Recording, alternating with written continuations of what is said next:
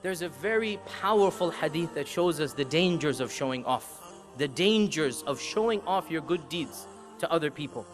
And that is the hadith reported in Bukhari and Muslim, in which we learn that the very first people who will be called to task on the Day of Judgment, and the very first people who will be rewarded or punished on the Day of Judgment, will be the Hafidh of the Quran, the martyr, the shaheed, and the one who gave of his money all the time for the sake of Allah. These are the first three people whom Allah will call in front of Him. The memorizer, the Hafidh of the Quran, and the martyr who died in a legitimate expedition, and the charitable person. And as everybody is looking at them, they will think Allah is honoring them, Allah is rewarding them, Allah will give them the first share of the pie of Jannah. So Allah will ask this Hafidh, why did you memorize the Quran, and why did you recite at these gatherings and at these masajid? Why did you go and do this? So the Hafidh will stand up with pride and he will say, oh Allah, I did it to bring honor to your book. I did it for the izzah of the religion, for the glory of the religion. I did it for your sake, oh Allah. And Allah will say, kadhabta, you're lying. And the angels will agree and say, you are lying. And the books will be brought forth and it will be clear that his intention, Allah will say, your intention was not to please me. You recited the Quran so that people would call you Qadhi, Hafiz, Sheikh, and they did.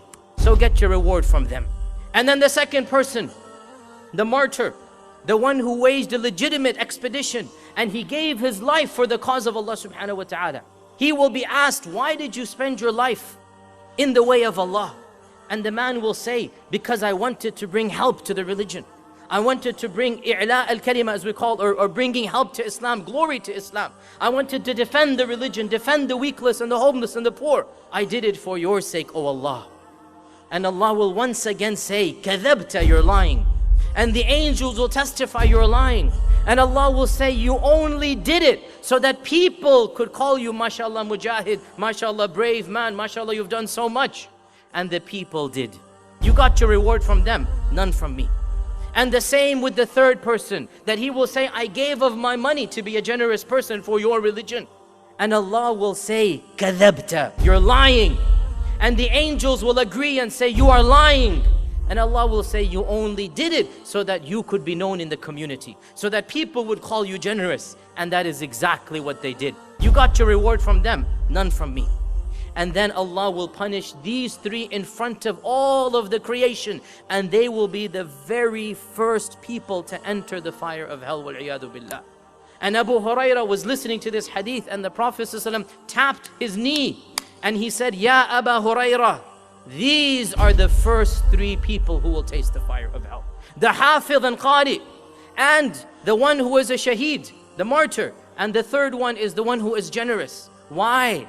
Because their intentions were not correct. They had this mixing of intentions. They wanted to show off their deeds.